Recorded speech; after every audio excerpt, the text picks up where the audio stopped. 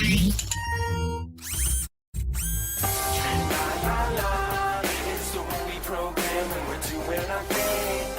So René, introduction for René. René is from the Netherlands. I've known him for a long time. He's been on Joomla London many times. Some of the talks have been so complicated that I've given up in the first 10 minutes. I'm confident with this one.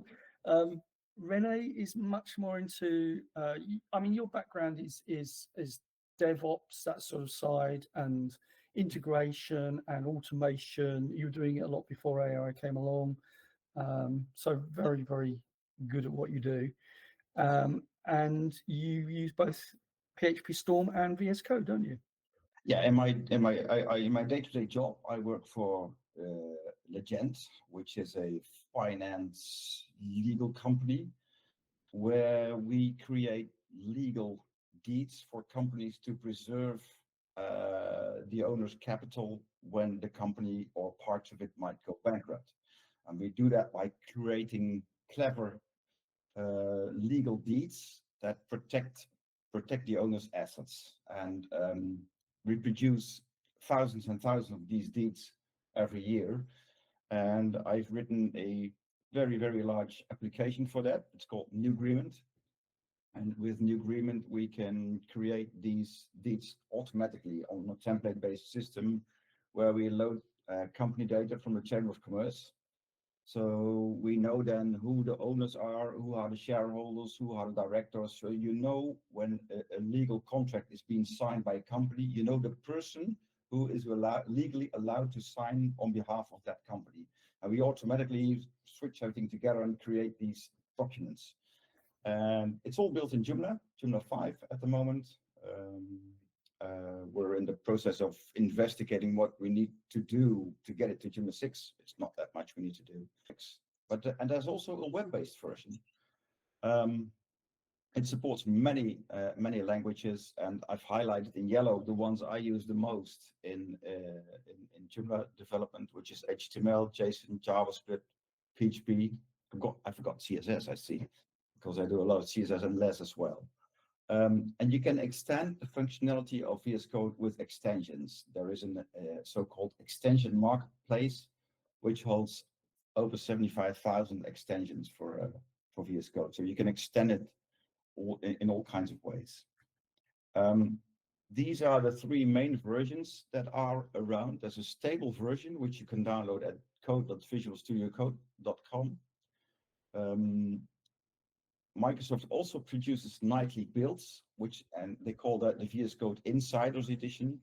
And if you go to that link, then you see the Insiders version. This is updated very, very regularly. So it's that's the latest and the newest, so to speak. And there's also an open source version available, which is called VS Codium. And VS Codium is an open sourced version of the binaries of VS Code. But there's a slight difference between VS Codium and the two other versions. And that is, I found that not all of the extensions that are available in the marketplace can be installed in VS Codium. So that might be a downside to use it. There are tricks for that. If you go to the extension marketplace and you find an extension, then you can download the extension instead of installing it. You get a sort of I forgot the extension, but you get a small installer package, and you can install that on the command line in VS Code. So that works as well. But there's more. There's also a code server version, which is called VS Code in the browser, and that's on GitHub. And that's a tool that you can install on, for example, a Ubuntu server. And then you can go to the browser, in the browser to your server, and then you can run VS Code inside the browser. You can install the extensions, and there are many options that you could use. And I've used that one time when I was on holiday, and I just had the availability of a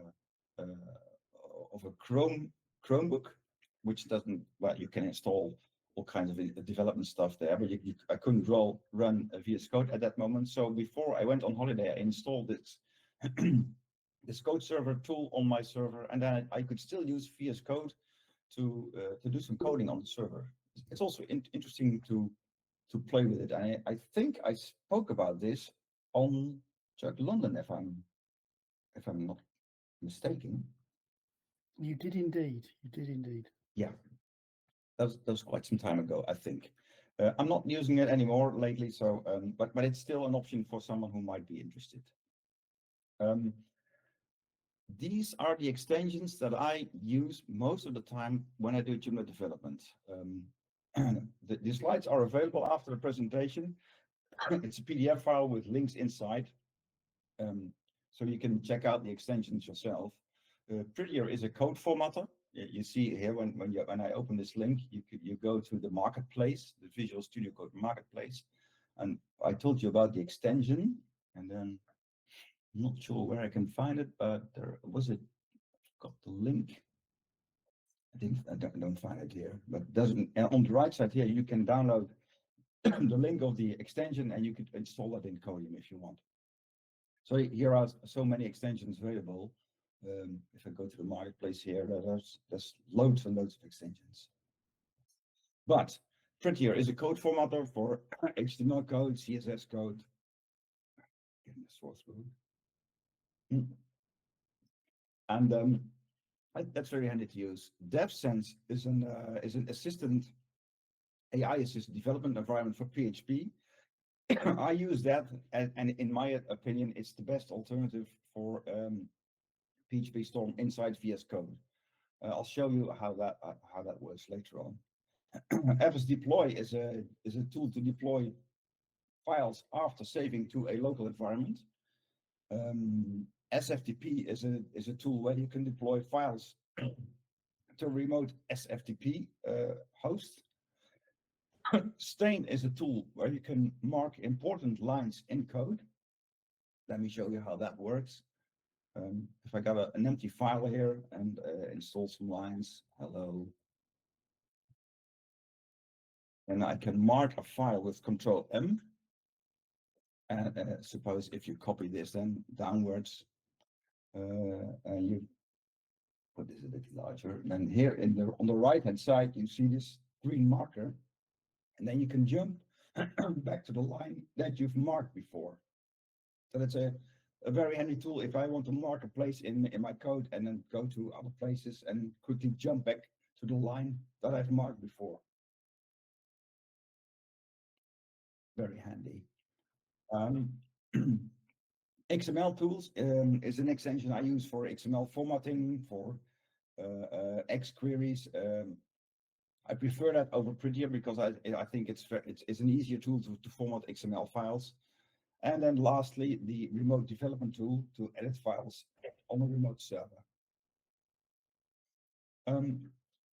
Code editing and working with Git. For code editing, I use DevSense. Let me get back to DevSense. And DevSense was initially developed for Visual Studio. And then later on, they created a version called for Visual Studio Code. And it's a tool which gives VS Code PHP Storm-like capabilities.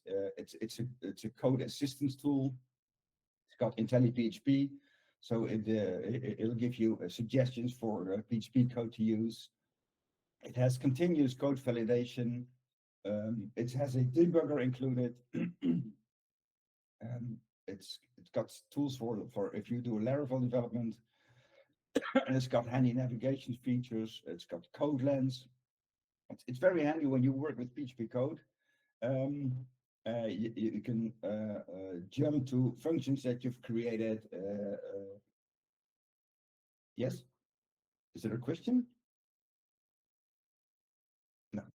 Okay. I don't think there was one. No. I can say if anyone wants to type their questions into the side, we'll do them at the end. So yeah, that's good because I don't see the chat window at the moment. So I have DevSense installed, and when you install DevSense, let me close these things. You've got AI completion for PHP. It's got all-in-one PHP support. It's got a PHP profiler, and it's got Composer, and it's got debug on board. So all the tools you need to do development. Initially, you can use it for free, but if you want to use all options, then I'm afraid you have to go for the paid version. It's got code formatting according to PSR to the PSR 12 and the PER standards. I'm not sure what the latest standard is now for Joomla. I thought it was PSR 12 and now it's PER, but I'm not sure. Maybe someone knows that.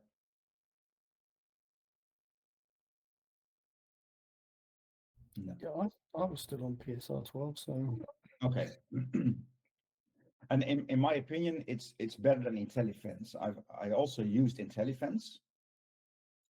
IntelliFence is code intelligence for productive PHP developments, quite a mouthful. Personal version cost 30 euros, but I've worked with this and I liked it very much, but then I switched over to DevSense. And I think DevSense is way better than IntelliFence. IntelliFence is good, but I think, in my opinion, DevSense is much better. It's got more options in the paid versions, like I said, PHP Storm-like features. But one big thing that is missing in DevSense is deployment of code, and PHP Storm is I think is absolutely king with that. You can define load and remote local and remote locations to deploy your code, which is so much easier to use. But there are some tools for VS Code available which gives you these options. DevSense costs the first year, it costs 79 euros, next year 49. IntelliFence is 30 euros, and PHP Storm, first year it's 99, second year is 79, after that it's 59. And if you work for an open source organization like Joomla, for example, if you're a developer or work with I think as a board member or something, or of a Joomla user group, then you might be able to get a PHP Storm license. Definitely not board members per se. Okay. You get it. You need to speak to head of production. So Sigrid, I think we have 20 licenses a year. Okay. There's always a few going spare. So if people are really using it for the project, then they can claim a free license. Yeah. Well, I have my own PHP Storm license, and because I work day-to-day with PHP Storm, if you do a lot of coding, then I have to admit, I would go for PHP Storm. But on the other hand, I like VS Code that much as an editor. It's fast, and lately I have had quite some issues with PHP Storm. It's got memory issues. It's got it blocks. It stops working, so I have to restart it. So I talked to a colleague of mine, and he said, well, maybe you have to tweak the memory settings, but I have some small issues with PHP Storm lately. So then I think I wish I could do my day-to-day work in VS Code. But anyway, I have a local development setup. It's a stack with Apache, Nginx, MariaDB, and PHP, and it runs on Mac OS. I'm sorry, it's not available for Windows. And in my, I have a route map for my local websites in my home directory. In my folder, I've created users, my home directory name, and then I've created a folder called development, and then sites, where I store all my sites. And in development repos, I store all my repositories. I've created a small demo address extension. It's just a simple Joomla 5 extension that records addresses and displays these in a list and in a detail view. And I've also got an online version running of the extension. And first thing I'm going to do is I'm going to install a local Joomla site. And to do that, I can do that in the browser, or sorry, in the terminal. I've created a complete set of tools to do local development. And I can just type this command inside my terminal. And what does this? It creates a local site with the name addresses. And what then happens, it creates a site called addresses.dev.test. The -p parameter specifies which PHP version I want to use, in this case 8.4. Minus D means create a database. It creates an empty database called addresses. Minus J means download Joomla. And minus V means what Joomla version do you want. In my case, I'm going to use 5.4.0. And minus O means open it in the local browser. So I'm going to copy this command, go to my terminal, and simply run it. Oh, website name missing. Add site. Typo here. Add site minus name addresses. Minus P 8.4 minus D addresses. Minus J download Joomla. And then minus V 5.0. Okay, here we go. So it creates a new, it creates a root folder for my site, users, addresses, development sites, addresses. It installs an empty index PHP. It stops and starts Nginx so that the site is up and running. Then it downloaded and extracted Joomla. So I can now go to, in my browser, to addresses.dev, addresses.dev.test. Hang on. HTTP addresses. Addresses.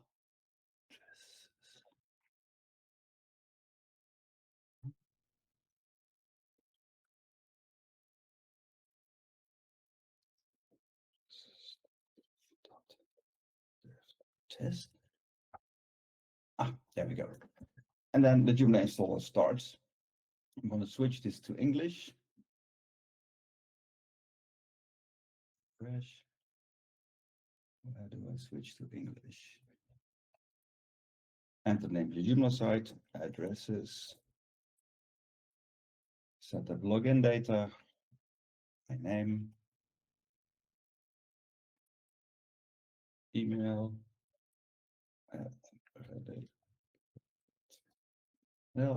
use that as the password and as the email address because it's running on my local machine. What's the database server? It's at localhost, username root, password root, database name was addresses, install Joomla. Installation is running.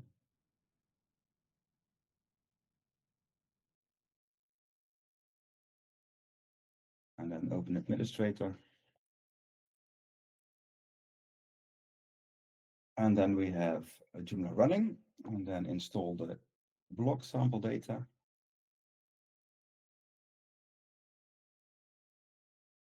That's it. Then do some tweaking, system, global configuration, URL rewriting. It's good. And then system, set this to 60 minutes.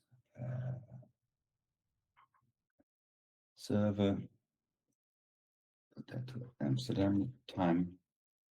Save and close. That's it. Then go system, guided tours, select all, disable, unpublish, post installation message, hide all messages. And we've got the site up and running. So this site is running now locally on my machine. And if I go to my file browser, you see in my home folder, there's a folder called development and then sites. And then here is addresses. And here is the Joomla, here are the files of the Joomla site. Right.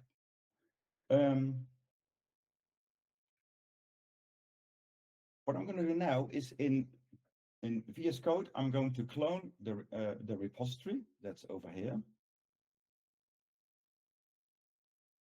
I've made a small repository with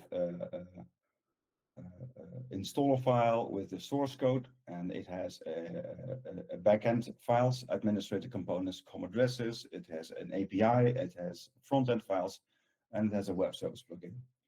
So to install that, I'm going to copy this link. And in VS Code, this, I'm going to say clone repository. and then enter the URL. And then VS Code asks me where I want to store this repository. I'm going to put that in my repository folder.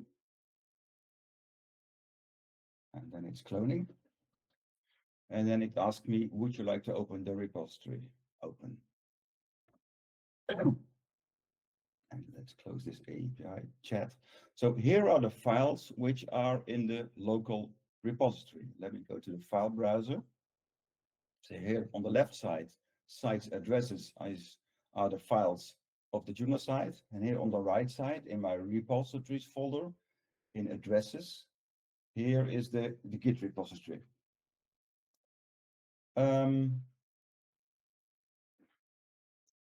Now that I've cloned it, I want to tell you a little bit about workspaces.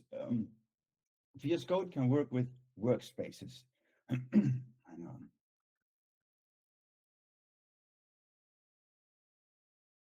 And a workspace is a collection of one or more folders that are all opened in VS Code when opening the workspace. So in a workspace, you can define multiple folders. And a workspace is defined in a JSON file with the .code workspace extension. And the great thing is you can, in VS Code, you can configure how VS Code works. And you can have a general configuration, but you can also link that to a workspace. And what's great about that, if you have worked with different workspaces, you can set your VS Code to behave different depending on the workspace that you open. And there are two types of workspace files. We have a single folder workspaces and you have multi-folder workspaces. And what I'm going to do is I'm going to create a workspace for the addresses website and the addresses repository so that I can open them at the same time in VS Code. So how do I do that? After cloning, I'm going to open the file from the repository, which is called address code workspace. So in VS Code, in the repository, there's a folder called VS Code, and there I can open this example workspace file. And you see here in the folders option, you can define which folders need to be opened when you open the workspace. And you can use the repository yourself, but then you have to modify these paths. So I'm going to put here my username.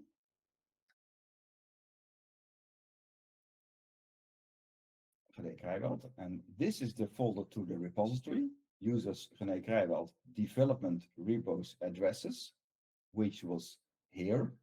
René Kreijveld development repos addresses. This is the repository. And the other path is the path of the site file, which is below sites. That was on the left side. René Kreijveld development sites addresses. What I'm going to do then is update the file path and save it in a folder above the repository. So I'm going to save this file, save as. I'm going to store that one folder up of the repository. So I'm going to go to repos and save it there. Save. Then I can close this and then close all files in VS Code and then open the addresses.code workspace file from the browser. All right, so I'm going to close this and then go to the repos folder. And here is the addresses.code workspace. And if I open that with VS Code, then you see that VS Code, it opens the repository, which is this addresses part. And here below is also an addresses, and these are the site files. So the advantage is then you can see both the files of your complete website, but also the files of your repository. And that's handy if you want to use DevSense, for example, to work with VS Code or to work with PHP code, because DevSense can search all these files and, for example, jump to a Joomla configuration or a Joomla library or a Joomla class. For example, if I go to components here and then go to content and then go to source and then to controller and then open the article controller. And then here it says article controller extends for controller. And if I hover over this, you can see which class it is. Class, Joomla, component, content, site, controller, article controller, extends form controller, content article class. Form controller comes out of Joomla, CMS, MVC, controller, form controller. Extends, controller base controller, implements, form factory aware interface. So DevSense understands how the PHP code interacts with each other and how it's built on each other. And for example, if I got a function here, this get direct to item append, you can see information about the function, but I can also right click and then go to definition. And then it jumps to the file where this function is defined. And that's the beauty of using DevSense in a way that you can very easily jump around your code. So let's close this all up. Back to the presentation. Now in my repository, I also have an installer for the component, package addresses 1.3.3.zip. I'm going to install that in my local Joomla file. So here is the file, here is the backend, and then I'm going to go system, install extensions, and browse.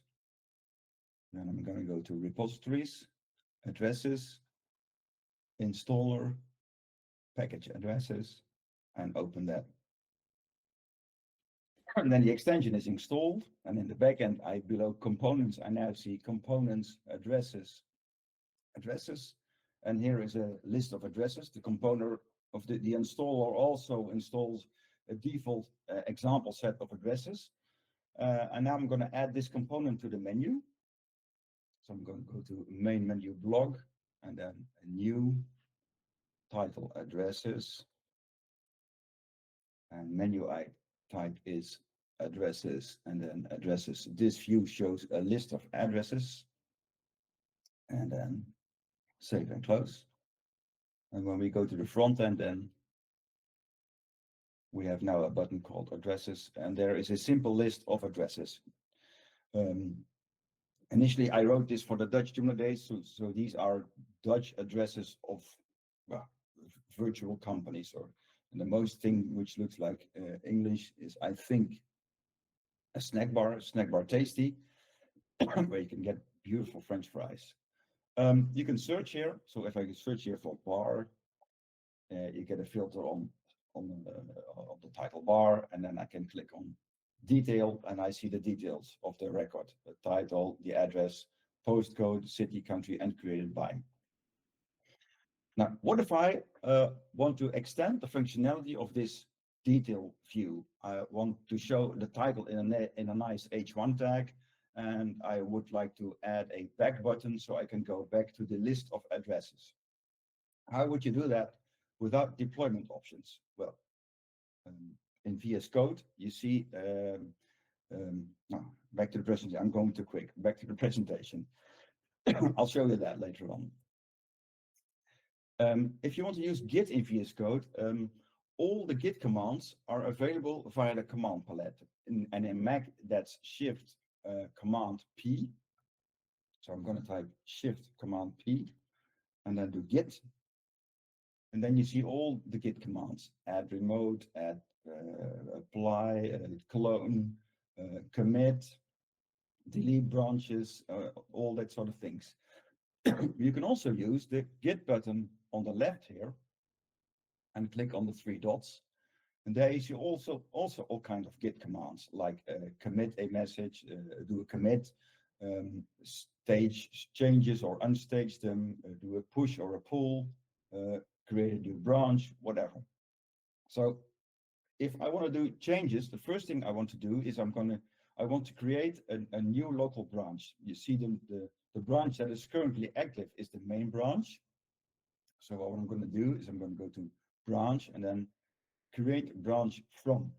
I'm going to create a branch from main. I'm going to call that develop. So Git now created for me a development branch.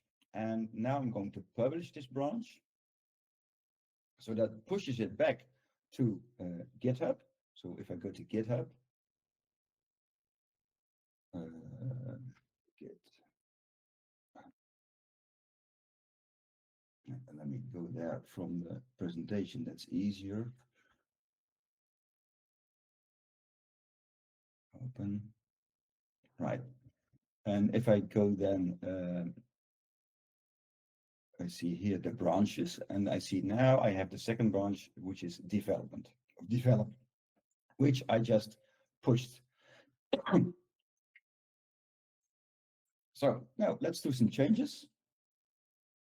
Oh yeah, before I forgot, if you're used to working with Git from the command line, inside VS Code you can open a terminal, new terminal, and I do that in the repositories folder, and then I see that the current branch that I'm in is develop.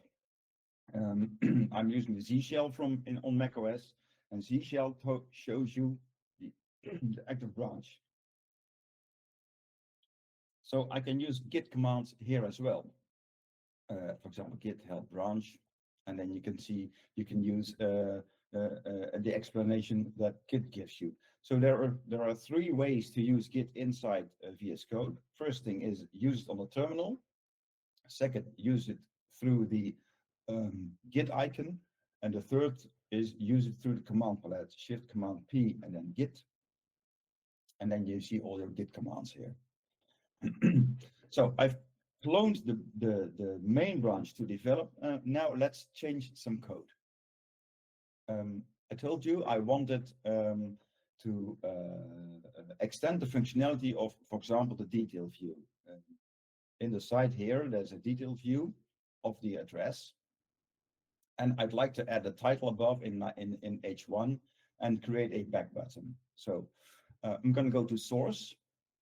And here are the source files of my extension, and then to components, and then to template, and then to the address, and there's the default.php.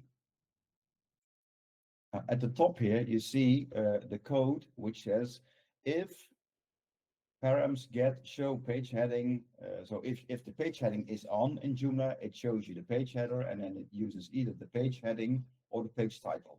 Well, let's get rid of this code, this if statement, and then move this up to the left, and then let's get rid of the if statement here, and simply show the title that I have here as an H1, and then in the table I can remove the first row. So that would show the title of the current item. And then at the bottom, let's add a back button. So I'm going to type a paragraph here, and I'm going to say href is pass is button primary. And then, for example, back to list. And then we need to input the proper URL, the proper link here to go back to the list. And we can get that from the backend. Because if we check the menu and go to addresses here, and here is the link. Let's copy that and insert that here and save it. So what happens now, the code is saved inside my repository, and Git detects there's a change. And here's the change. And when I click on this change, it shows me the differences between my old code and the new code. And what is red is everything that is deleted, and what is green is everything that's added. So you can check the differences. So let's commit this to the local repository. So I'm going to type here, click on the plus to stage the changes, and then type here my commit message, changed header,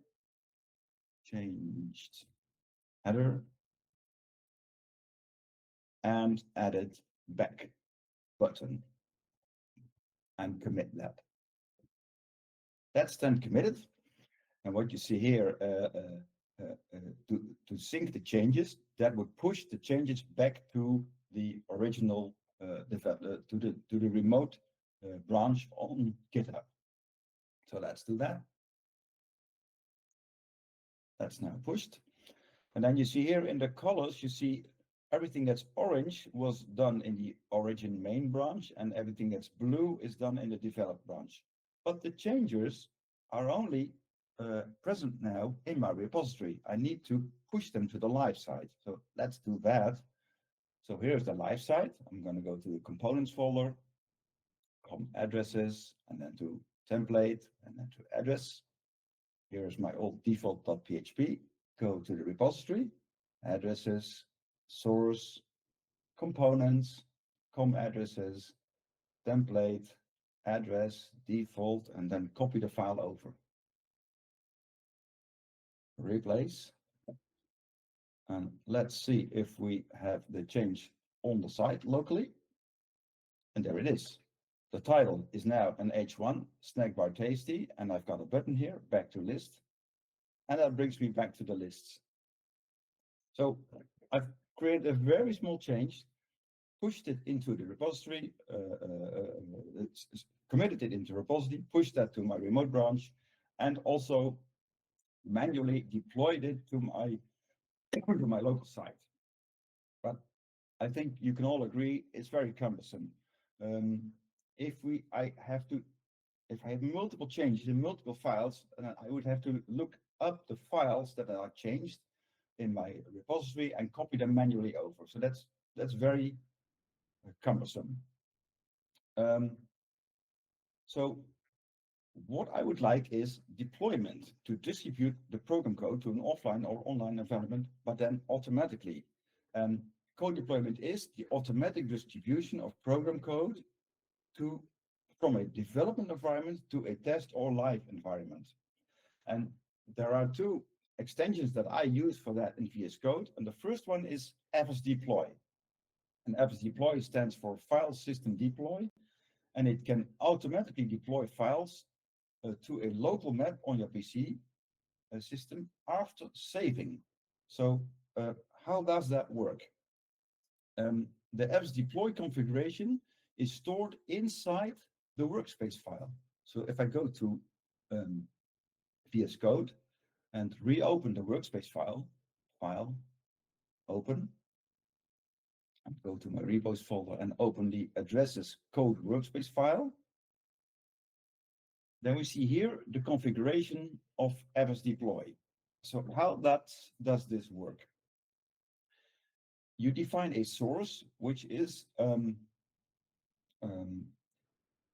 path that fsdeploy uses to deploy your code. And I specifically set in the repositories folder, in my addresses repository, I specifically set here the src folder, which means I only want to deploy files that are inside my source folder.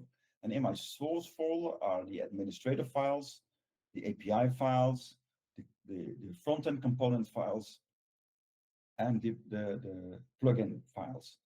And where do I want to deploy it to? I want to deploy that to my target, which is the addresses website in my sites folder. And what do I want to include? I want to include everything and every sub directory below that. So all files in all folders. And I can also specify which files I want to exclude. I want to exclude the VSCode folder, which might be present in your source file. And I also want to exclude git ignore. Now, what you see here is fsdeploy, deploy on save is set to false. If I now set this to true, as of that moment, fsdeploy will automatically deploy all files that are saved. So let's test that. I can close this file and also close this and reopen my workspace by reopening the workspace file. And then I can go here to output and then check fsdeploy, the fsdeploy log. And it says initializing fsdeploy. Fsdeploy is activated.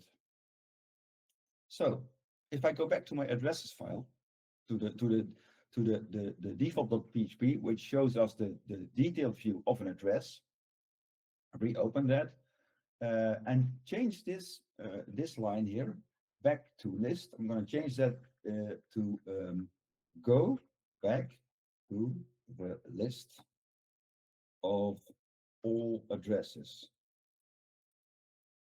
And if I click save now, deploy file says I'm deploying the file default.php in my address detail view in my template from my front-end component addresses in the source folder to sites, addresses, components, addresses, template, addresses, default.php.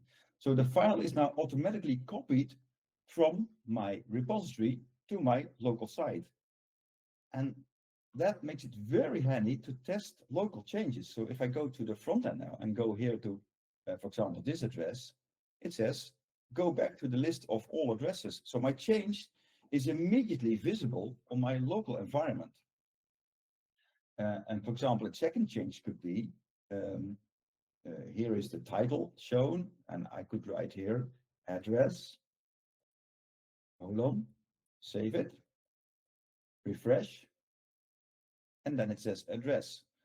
So this is very, very handy to save a change and immediately deploy it on your local site, where you can review the changes, test if everything works, and if it's okay, you can commit that change back to your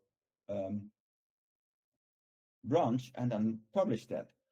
So that's how local deployment works with the fsdeploy tool.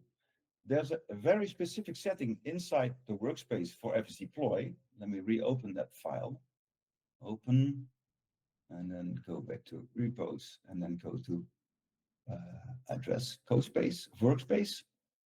And that's the option, deploy workspace on save. Never set this to true. Never do that. And why?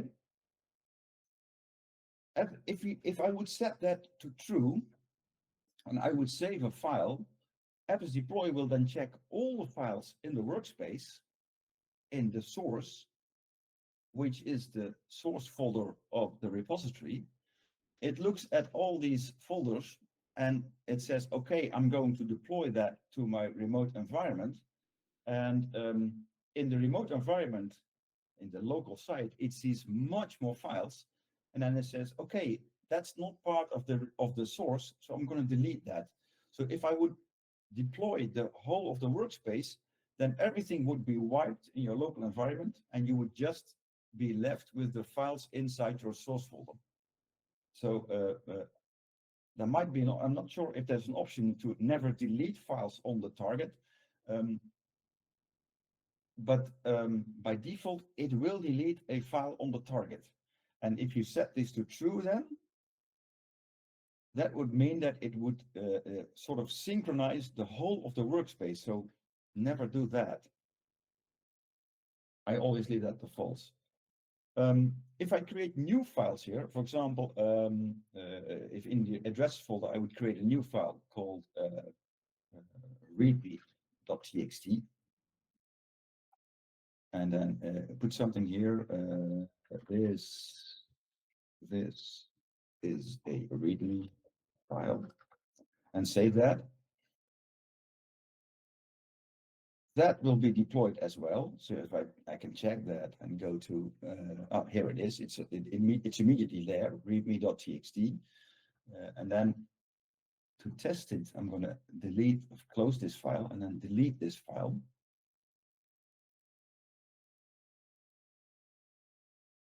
I'm not sure what it does, but it leaves it in the target. But if I would set this to true,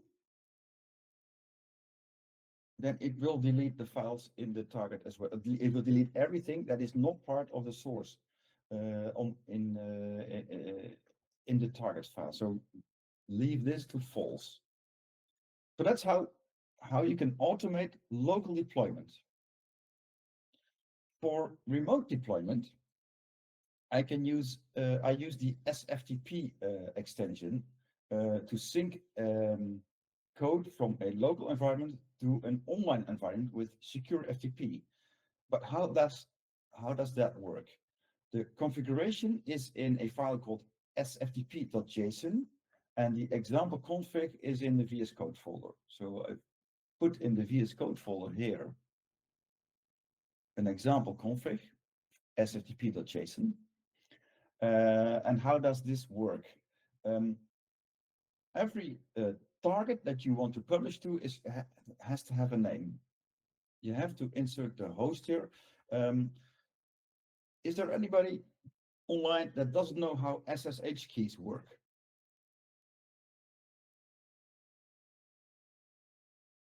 So I have to assume that everybody knows how that works. I have set up an SSH key to the remote website. I have a website online called addresses.joomlademo.nl. That's the online URL. That's also Joomla 5.4.0. It's got the same addresses component, and I can log in to this environment by using SSH. If I go to SSH addresses, then I'm logged in to a server. In my case, it's called Web4. And if I do ls-l, I can see I can go to web apps, ls-l, and then go to addresses, and then go to public HTML. And here are the files of the Joomla site on the server. I installed that yesterday. In the configuration here, the host that I can use is the name that I have set up for SSH. In my case, that's called addresses. So how does the system know that addresses is linked to this server? Well, in my local SSH folder, here are my SSH keys, not all of them. Most of them I've put them in the backup folder, but for this presentation, I've created a few keys. And you can define your SSH keys and the link to what sites they are linked to in a config file. So I can open VSCode from the command line to show you what's in the config file. And here it says, like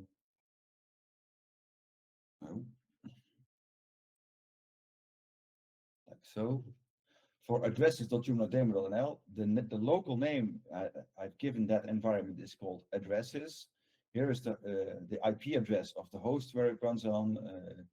SSH runs on port 8075. The local user is addresses, and this is the SSH key file to use. You have to read up online on how to use SSH keys, but it's extremely powerful.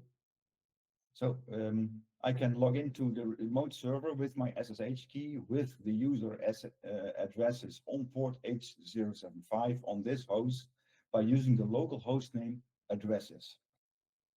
So that's what I can define here. The host is addresses. The username is also addresses. And on the remote path, I have to specify the root folder where the site is. Well, that was in this folder, in home addresses, web apps, addresses, public._html. Put that in the remote path. File permissions by standard need to be 644, which is read, write, read. Directory permissions must be 755. Upload on save is false. I don't want to upload files remotely on save, and I don't want it to use a temporary file. And here I can also define which type of files need to be ignored. So this file has to be stored in, I've put that in the slides, it has to be stored in a .VSCode folder of the repository. So in my repository here, I'm going to create a folder, new folder .VSCode,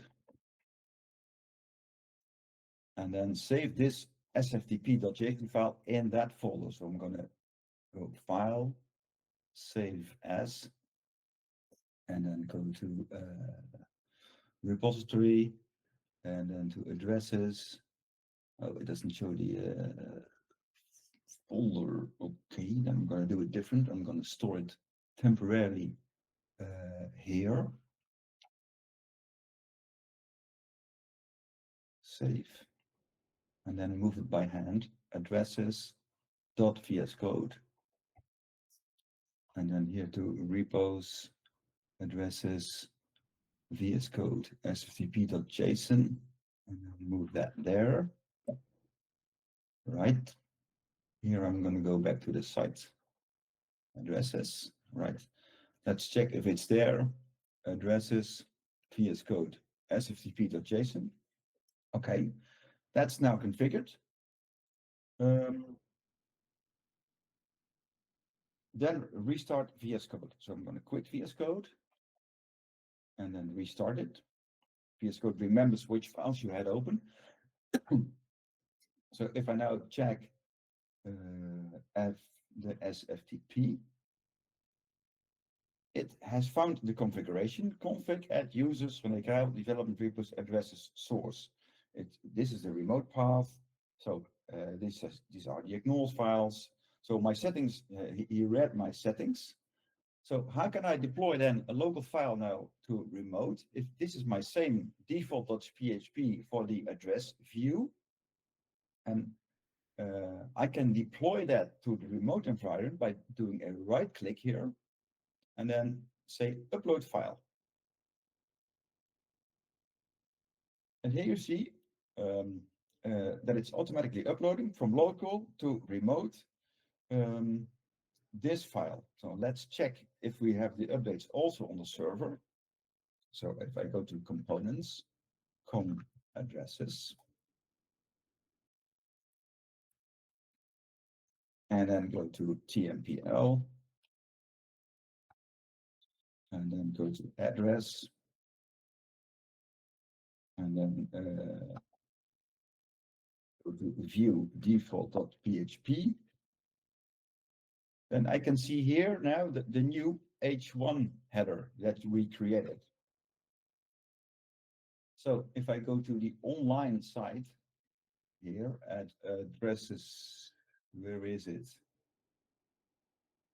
Addresses.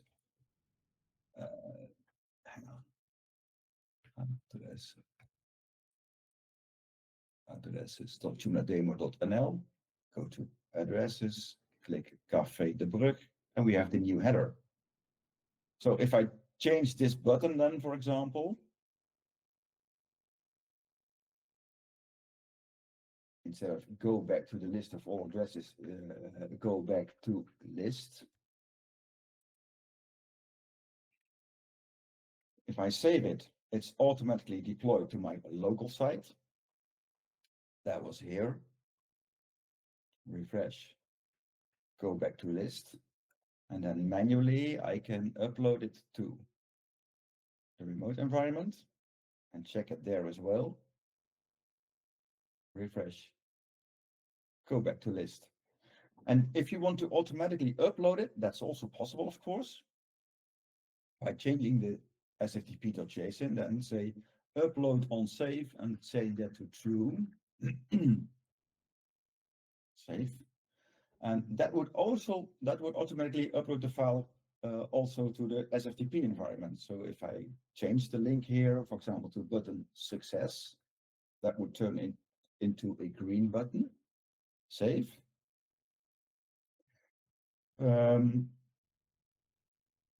This is the remote site, refresh.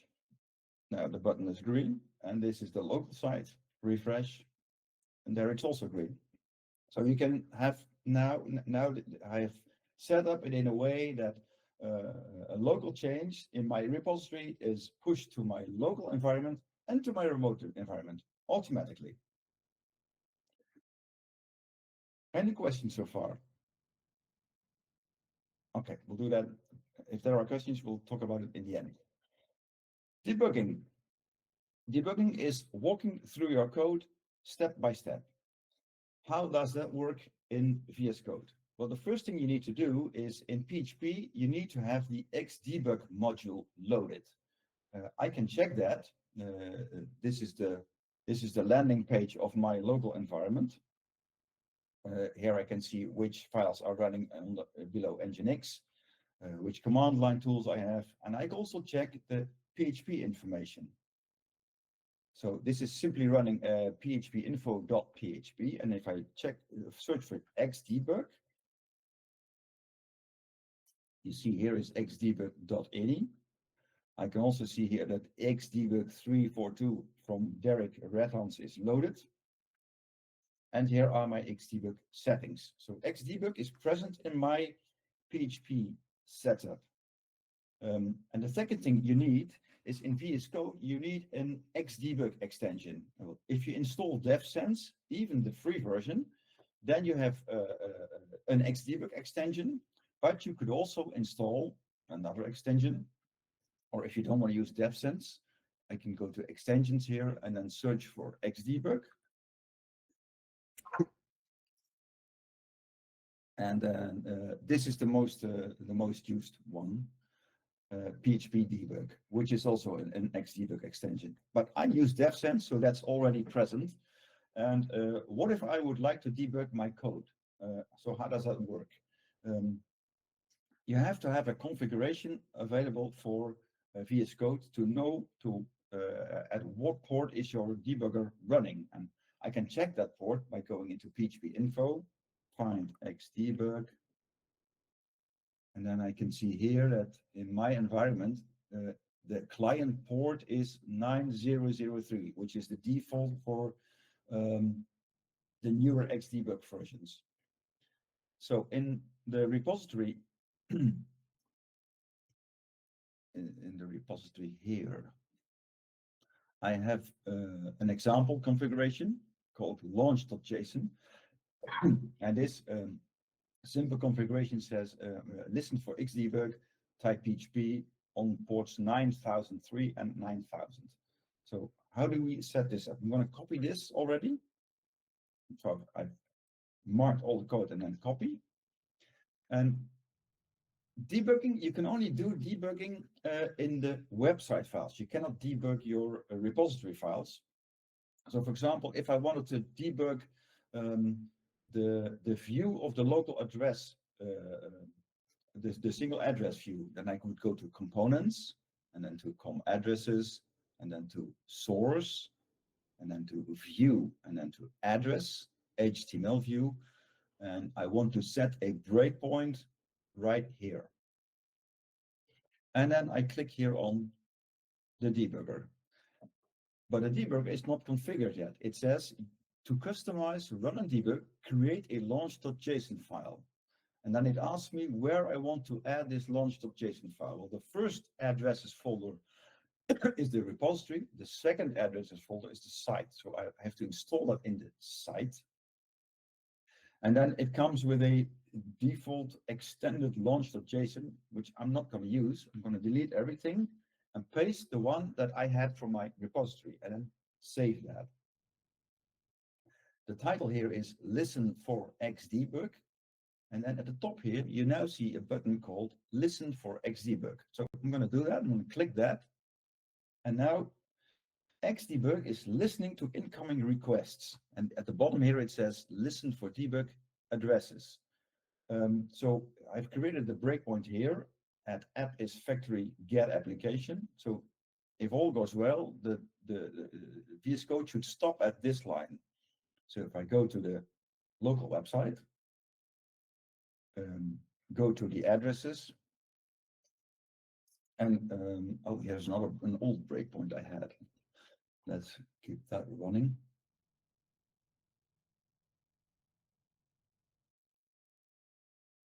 And if I now go to the detail view, for example, with the snack bar again, the debugger stops at line 73 where I had my breakpoint. And now I can step through the code. So this line, this form, it loads the form. So if I click here, it goes to the next step. So in this form, we should have the form for if we would like to edit, for example, this record. So I can check this by marking it and then click on add to watch. And on the right hand side here, this form is a Joomla form. And what is in the form? It's got options, it's got control fields, which is a token. It's got an XML element with one attribute, add field prefix. It's got a field set. It's got 9 fields. So this is the form that is inside my component. Well, this is not so much interesting. Much more interesting is the item that it loads. So if I go to the next line, this item, and check that, because this item would be the record that would be displayed. And if I hover over it, you can see the contents here. It's a standard class. This is what DevSense gives me. You can see its ID is 13. The title is Snack Bar Tasty. Address is School Street 14. So you can see the information here. I can add this to the watch as well. So mark it and then type add to watch. And here you see the same information. So if I would go to another record, let's keep this running. And go back to the list and then, for example, go to boekhandel letter. The debugger stops at the same point. Let's scroll through it. And here you see the item of that information. So you can really step through your code and see what's happening. What's also interesting, this params is the value of this params comes from app get params. If I want to see what this code is doing, I could click this button, which is step into. Then it goes into the code that loads, that executes the function get params. And that is a library function, addresses, library, source application, site application.php, site application function, get params function. So then you can step through that as well. So debugging is essential if you want to look for bugs or find something which is wrong in your code. And once Xdebug is set up, it's so easy to use. So that's how debugging works. So remember, set the breakpoint in your website code, not in the repository. Then as a last thing, the remote explorer. Explore and edit files directly on a remote server. So how does that work? How it works is explained here. Visual Studio Code has extensive documentation how remote development using SSH works. Essentially, what it does, it's not just a wrapper around SSH and SFTP, but it actually downloads and it runs a server on the remote machine. But to be able to do that, excuse me. To be able to do that, it only works on specific remote operating system, and these are mentioned here. You have to have a Debian, Ubuntu, or CentOS server, or Raspberry Pi, or Ubuntu 18. So it doesn't work on all servers. The server that I use is a Ubuntu server, so we could try how that works. It allows VSCode to run extensions on the host.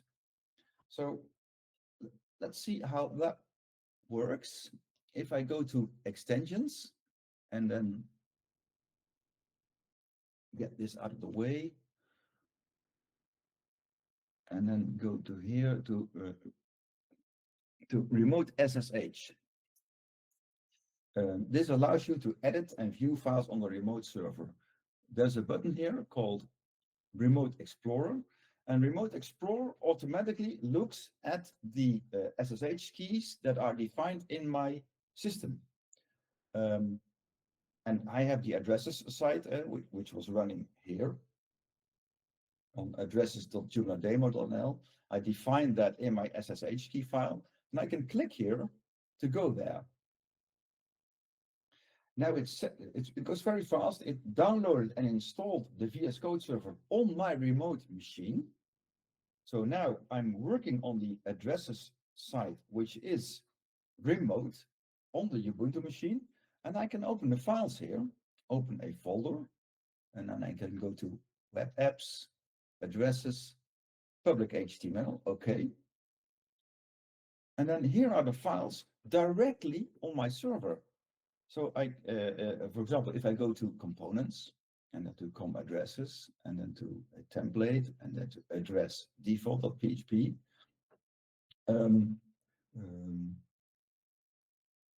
here was, I typed previously, I typed address here. If I would remove that and then save this, this is then saved by the VS Code running on my server. So if I go, if I refresh this, then the word address is gone. And if I type something behind here, welcome London, and save it, refresh, you see I can directly edit inside files which are running on my server. I can even use the extensions that I have on the remote server. So it's a really powerful option to edit files directly on the server. If you don't have if you don't have a local development environment like I have, you could still use VS Code to edit code which is running on your remote server. Please read everything that's in the documentation here, because there are a few quirks that you have to take into account. The best way is you have to use these SSH keys, which makes connection much easier. You can configure remote hosts. You can. Not all extensions can be used, but the explanation is all inside the Visual Studio Code website to use that. And I find it very easy to edit something directly on the server without having to log on through a terminal or something. Here are the slides of my presentation. All the slides, this PDF file contains links to all the things that I've shown, also the explanation about everything. And thank you. Thank you. Brilliant. Would you mind putting the link in the chat here? Yeah. That would be really, really useful. Okay. Then people can grab that. And yeah, no, absolutely amazing. I mean, so there's a few comments and everything that we've got, mostly nifty and things like that. And not so many questions yet. Yeah. One of the things I was going to ask was, with the VS Code doing it directly on the server, you can't really do debug, can you? You can't do because that's not recommended for production servers. I think it can, but your remote server has to have Xdebug loaded. Your remote PHP, it must have Xdebug loaded. If it has, then I think you actually can debug on the remote server. I think you can, but I think I've read that it's not advisable. So the local setup is better for with your local one to go through the Xdebug. But yeah, it's pretty clever. Yeah, I think it's a great solution. I prefer developing locally. When I work for Legend, we run Nginx on our servers as well. So I run Nginx also locally with the same settings. So then I'm confident that when it's working locally, then I know it's also working remote. So that and I love working remote locally because it's fast. You can test everything before it really goes live. And actually, we have 3 environments. We have a local development environment. We have a remote staging environment where we test everything, where our test users can do things. And we have a remote production environment. So we use various environments. But it's very easy to set up multiple environments where you can deploy to, for example, 1 local and 2 remotes with the apps deployed for local and with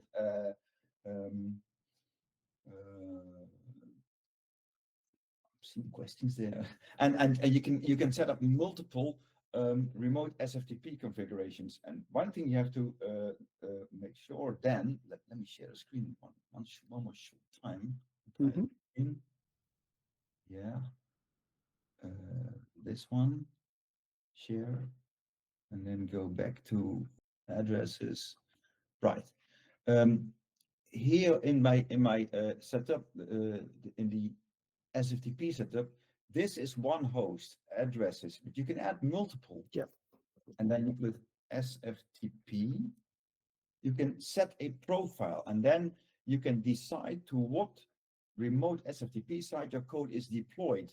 And if you have multiple remote locations, when you click here, you can say upload to all profiles, and then it would upload to every SFTP profile that you defined in the SFTP settings. Right. So then you can do from your local environment, from your local repository, deploy it to multiple sites at once. Is that clear? Yeah. That's okay, good. Great. That's really powerful. Yeah, cool workspace specific tips René knows about. Well, the one thing that I find the most interesting is that you can tweak the settings of VS Code and link that to a workspace. For example, you can set up the way DevSense reformats your code, like for example, to PER coding or to PSR12, and you can set different kinds of reformatting examples, settings for different workspaces, if you would like that. That's the most powerful thing that I use it for. Yeah, really good presentation. Lots of people are saying that. I use the workspaces a lot. But I actually don't put them in the repo thing. I have on my desktop, I have a folder which has all of my workspaces. Yeah. And so I can literally go in. In fact, it's divided by website. So I might have one that goes to a dev's part.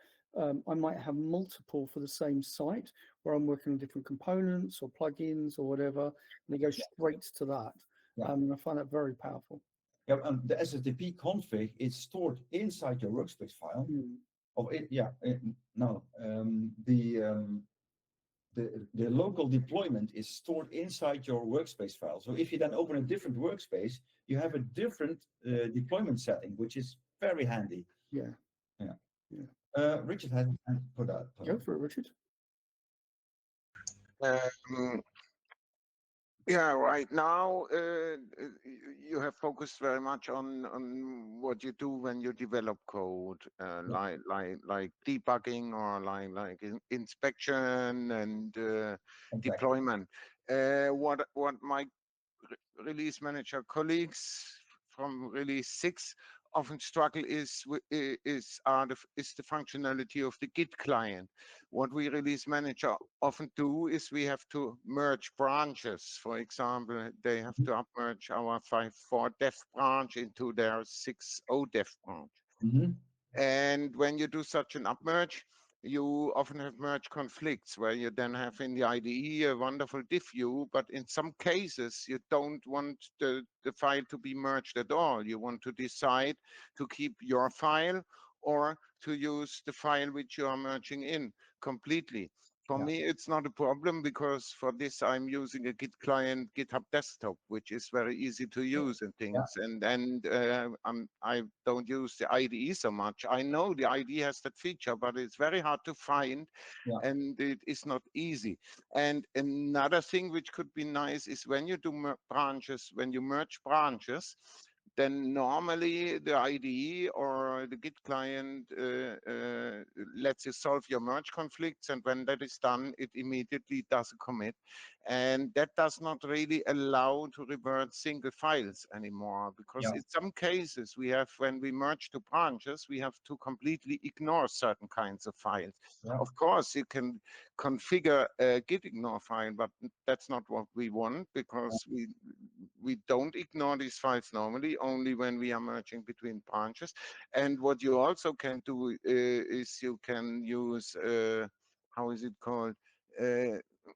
Git config, where you can define strategies for merging. But also this is not what we want, because these strategies for merging, they only come into place when you have actually a merge conflict. Yeah, yeah, And so maybe you have a good idea how Phil and Gary can easily handle that in VS Code, because they are using the IDE very much. yeah. Well, I have to admit that I don't merge that much in VS Code. Like I told, in my day-to-day job, I'm using PHP Storm, where I find merging is way easier and much better to control. Um, I have used Git Kraken as a Git client inside VS Code, but Oh, that's also a paid tool, and that gives a much better merge experience for me.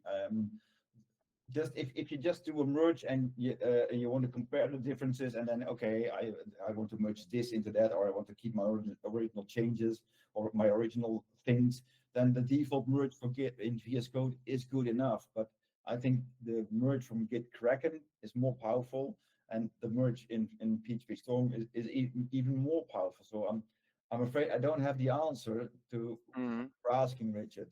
so I did you mean, hear that, Gary? I have the answer on the command line. Yeah, And I also have the answer for most of the problems in GitHub Desktop, which yeah, is provided by GitHub and runs on Windows or Mac OS. yeah. I I know. don't know if it's available for Linux, and it's very easy to use. Yeah. And so not a big problem if it's not so easy in VS Code. I just was curious if that Yeah, could be yeah. maybe the way. No, I have more experience with using the Git Kraken inside the VS Code. It has a pretty good extension, and I think that more resembles the way you merge things in PHP Storm. The So problem we have is, maybe we can catch you for another presentation about that. yeah, Okay, let me think about that. the Okay. problem we have is that when we're doing the merges, we often want to keep what was the upmerge coming from Richard and Haiku, and or we don't want to touch theirs. We just want to accept ours. But Yeah. by accepting, we're effectively putting a mark in. We actually don't want to do that because we're not doing something. We're just not having something. Have you ever worked with Git Kraken? No, that's an interesting. Yeah, Git lens. Git Lens, yeah, that's from Git Kraken. That is from Git Kraken. Oh. Yeah. Harry, can you show the situation? We could do an upmerge.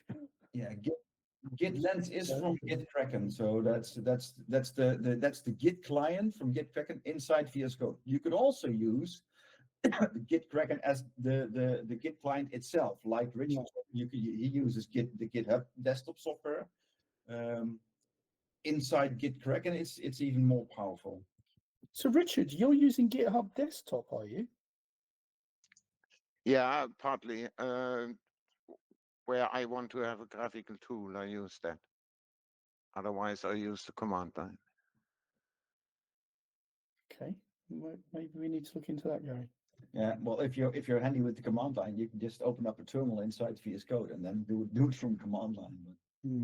But I myself don't do it from the command line. Yeah, but the command line may be at the end the solution, and maybe make a PHP command script or a shell script which wraps around that, because we have very specific rules which files we move up to the upper branches and which files we completely ignore in the case. But they are very specific to our release management in the Joomla. The other day I did a commit and I made a mistake in the commit message, and then I did a few commits later and it was pushed already, and then I thought, oh my god, I have to change this commit message. You can do that in PHP Storm. You can simply edit an older commit message. In VS Code, you can't do it. You have to do it from command line. You cannot do that inside VS Code itself. But even in command line, you cannot just change a commit message. I No, think no. you have to make a hard reset to that point and then do it again. Yeah, I know. But you can only do that from command line. And in PHP Storm, for example, handles it all in the interface. Yeah, it maybe hides that a little bit in the background. Yeah, I think because that's a good thing on Git, that you can't modify or falsificate things afterwards. Yeah. True. Okay, but that was very interesting. It was. Welcome. So I think for an extension developer, for example, but also for code developers, if they do much coding and debugging, that is the tool. Yeah. Yeah. I mean, I'm always struggling with setting up debugging in PHP Storm, and then if I need to quickly debug something, I just take VSCode, create a launch.json file, and I'm ready to go. It's so much easier. I think what I like in VS Code compared to PHP Storm, I don't use IDEs at all for my Joomla stuff because my stuff is not so big what I do. But in past I was using the real Visual Studio when doing code in C# or C++, or when I had to build Windows installer stuff. And I pretty much like that VS Code has the same power. And in principle, they are modular. In principle, you can bring everything which is in VS Code also into a normal Visual Studio. Yeah. And theoretically also vice versa. Yeah. At the end, the tools look the same. So if you know one, you know the other. And I think what Microsoft did there in both of this software regarding, for example, the IntelliSense stuff, that you can see the value of the variables and things when you just hover over it with a mouse. And we today take that as normal, yeah. But when you did software development, even just 10 years ago or 15 years ago, that was science fiction. I know. In my early days when I started at the Technical University, we wrote assembler, which is the hell on earth, but that was fun. Yeah. Well, I think what you've just done, as long as you managed to capture it all, is what we need to show to all the students for the Joomla Academy and GSOC when they're starting up. It's how to create your environment. It's really simple, and in the repository that's online, which you can download, there's a hidden gem in there. I added a package creator script, a command line script, which runs on Mac. I've also tried creating a Windows variant, but if I do a change, I can just run. If I change the XML file and bump the version to 1.3.4, for example, I can create a new package and you get a new installer with everything in it, with the plugins, with the database setup, everything is inside there. I can show it if you want. But there is one thing I don't like with IDEs. Because I'm one of the very active people on GitHub, and I often have to review pull requests of contributors. And when new contributors come who use an IDE, then we have often a mess in the code style.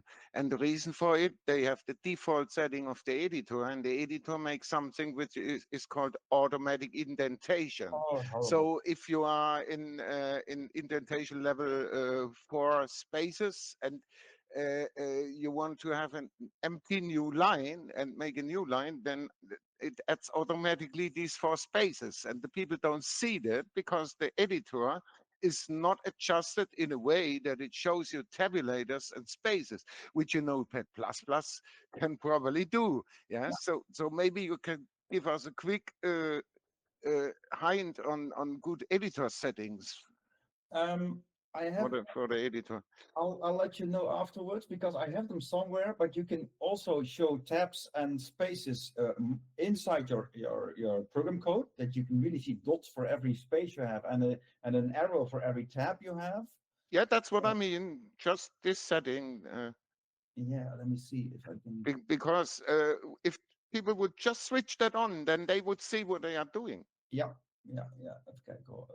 Because we have spaces, other people have tabs for indentation, and you don't see the difference when you are coding, and you don't see them in the editor or in the IDE. René, can you show where that is? Yeah, I'm looking for it. Yeah, because that'd be really handy to have on here. Then that would help the students. Format on type, code length, different. And another thing you should tell the students, you can do everything in the IDE. You can even create pull requests and everything. But at the end, they should always check the result on GitHub. And not only live in the IDE, because GitHub at the end is what has to show the right differences. I'm looking for you. Just keep talking, guys. I'm just looking where the function. Yeah. It is in there, but I'm forgetting. I forgot where. Finding it. That's the It's issue. in there. Interestingly, Google just brought out a new thing. Let me just quickly search for it. Literally tonight. Yeah, found it. Oh, well done. Let me show it. Let me show it. Where's my Chrome? Show entire screen. Screen one. Share. All right. Here it is. All right. Right. Here's the setting. It's in settings, and the function is editor render white space. Controls how the editor should render white space characters. So I went into settings by typing command comma, and then I searched for characters. Yeah, and then render white space. I've set that to all. And if you see the code here, you can see where there's a tab. Where there's a tab is an arrow, but when I type spaces here, for example, see, this is exactly what you told, Richard. If I put an empty line, it indents 4 spaces. But it removes it if you type next to the next line. But here are 4 dots. I hope it's visible. Here are dots, which means there are 4 spaces there. And here you can set your space settings. Do you want to indent using spaces or tabs? Change the tab display size.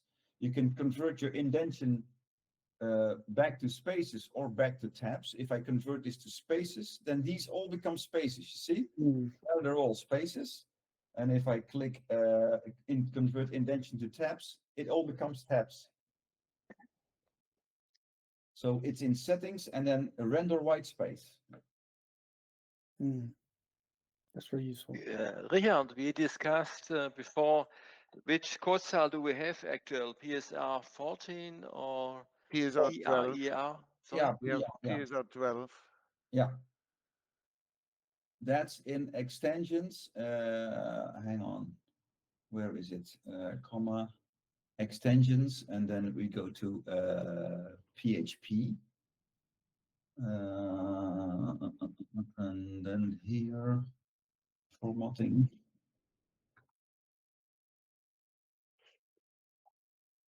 No, can't find it. Oh, that's the code style. Yeah, here it says Joomla, but that's old. But yeah, here you can choose for PER, PSR. No, PSR 12 is the right one. Is the right one. Okay. This is the right one. Yeah. Basic code formatting style. The setting is used as a default for all code formatting rules unless overridden with specific formatting rules. And then you can, here are all these specific rules. Let me delete this. And the Joomla code style, I think this is good for Joomla 3 and before. Yeah, I think so too. I'm not sure how it is in 4. Maybe 4 is also the old one. Yeah, it could be, but then you can. Yeah, I think it was 5. But 4, who has 4? Yeah, we have to go to 5 or 6. But then specifically, you can also specify how DevSense does the formatting, and then you see here it requires premium, so you have to pay the version. But here you can decide how should constants be aligned, how should properties be aligned, do I have to align arm bodies, and you can very specifically set it to how your code needs to be formatted. And with that regard, I have to be honest again, if you have PHP Storm and set it to Joomla code style, and it works, it just works. So maybe we need to rebuild the Joomla one. You do not make often pull requests to the CMS repo, do you? No. Yeah, because then you would see it doesn't work. Oh, it doesn't. Because then we have our automated CI checks for the code style. Yeah. And I'm pretty sure I'm almost sure that what you get when you are just Joomla code style in any of these tools, you get the old one. Yeah. No. In PHP Storm, you also can set this PSR 1, was it 1.2, yeah? Yeah. Here you see these are my user settings, these are my global settings. And here is the workspace tab. And then you can set specific settings for your workspace. And you can even set folder settings, which I don't use. Another interesting thing here is backup and sync settings. There you can backup and synchronize your settings to your, I believe, your GitHub account. And if you have done VSCode on different machines, you can sync your settings across all the machines if you have them. Brilliant. Okay. Well, René, that was amazing.